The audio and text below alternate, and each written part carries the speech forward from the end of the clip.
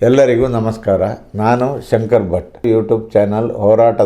ಪುಷ್ಪ 2 ಚಿತ್ರದ premiere show ವೇಳೆ ಉಂಟಾದ ನೂಕು ನುಗ್ಗಲಿನಿಂದ ಕಾಲ್ತುಳಿತಕ್ಕೆ ಮಹಿಳೆಯೊಬ್ಬರು ಸಾವನ್ನಪ್ಪಿದ ಪ್ರಕರಣದಲ್ಲಿ ಬಂಧನಕ್ಕೊಳಗಾಗಿದ್ದ ನಟ ಅಲ್ಲು ಅರ್ಜುನ್ ಇಂದು ಬೆಳಗ್ಗೆ ಬಿಡುಗಡೆಯಾಗಿದ್ದಾರೆ.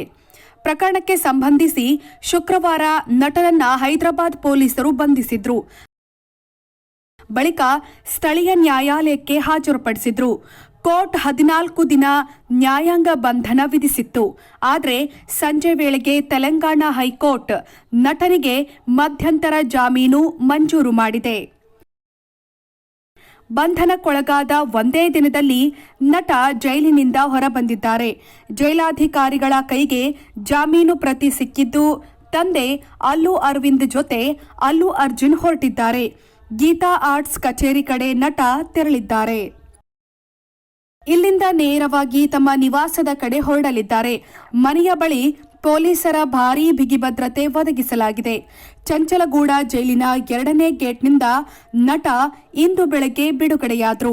ನಿನ್ನೆ ರಾತ್ರಿ ಜೈಲು ಬಳಿ ಅಭಿಮಾನಿಯೊಬ್ಬರು ಆತ್ಮಹತ್ಯೆಗೆ ಯತ್ನಿಸಿದ ಪ್ರಸಂಗ ಕೂಡ ನಡೆಯಿತು. ಶೇರ್ ಮಾಡಿ, ಸಬ್ಸ್ಕ್ರೈಬರ್ ಆಗಿ, ಬೆಲ್ ಐಕನ್ ಅನ್ನು ಒತ್ತಲು ಮರೆಯದಿರಿ.